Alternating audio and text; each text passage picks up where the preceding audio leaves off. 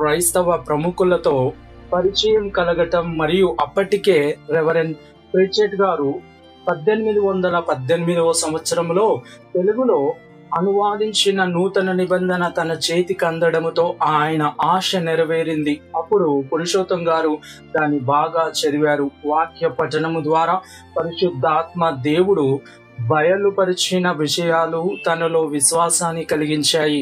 పురుషోత్తం గారు తాను అంతవరకు అవలంబిస్తున్న మత ఆచారాలు, విగ్రహారాధన, తీర్థయాత్రలు అన్ని తప్పు అని గ్రహించి 1833వ సంవత్సరంలో అక్టోబర్ 6వ తేదీన క్రీస్తును అనుసరించాలని నిర్ణయించుకున్నారు.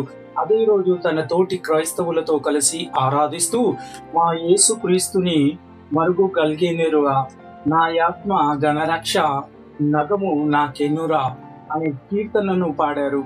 ఇది తెలుగులో వెలువడిన మొట్టమొదటి క్రైస్తవ